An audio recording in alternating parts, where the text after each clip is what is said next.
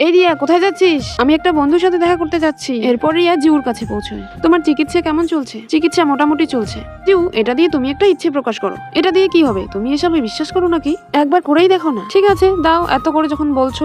হ্যাঁ, পরের দিন দেখা হবে। হ্যাঁ, তুমি তোমার খেয়াল রেখো। পরের দিন জিউ রিয়ার জন্য কিছু গিফট নিয়ে আসে। এটা কি? আরে তুমি বলতে না স্কুলে খেলার সময় একটা ফোন কিনবে? ও হ্যাঁ, তোমার এখনো মনে আছে? হ্যাঁ, তুমি কিনতে চাইতে কিন্তু কিনতে না। রিয়া একটু মুস্কি হাসে।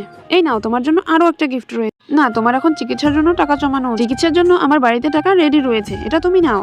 না জিও, আমি এটা নিতে পারবো না, এটা অনেক দামি। আরে রিয়া, তুমি রেখে দাও। আমি বলছি তো, আমার চিকিৎসা খুব ভালোভাবেই চলছে। হ্যাঁ, তুমি তাড়াতাড়ি সুস্থ হয়ে ওঠো, এটাই তো আমরা চাই। আরে পাগলি, আমি খুব তাড়াতাড়ি সুস্থ হয়ে উঠবো। এরপর রিয়া ও জিও মাঝে মধ্যে এইভাবে দেখা করতে শুরু করে। তারা দুজনে একসাথে অনেক সময় কাটায়। এরপর রিয়া একদিন সেই ধাগা বাঁধানো জায়গাটায় চলে আসে। রিয়ার তখন জিউর সাথে কাটানো দিনগুলো মনে পড়ে। তো জিউকে একটা ধাগা দিয়েছিল, আর তখনই দেখতে পায় সেখানে জিউর ধাগাটা রয়েছে। আর রিয়া এটা দেখতে থাকে। আরে এটা আমাকে দাও দেখি। না, এটা তোমার দেখতে হবে না, তুমি এখনো সেই এগুলো নিয়েই পড়ে রয়েছো। হ্যাঁ, তুমি আবার অসুস্থ হয়ে নাও, তখন ভালো হবে। ঠিক আছে রানী, ঠিক আছে, এবার আর আমার কিচ্ছু হবে না, এখন তো চলো।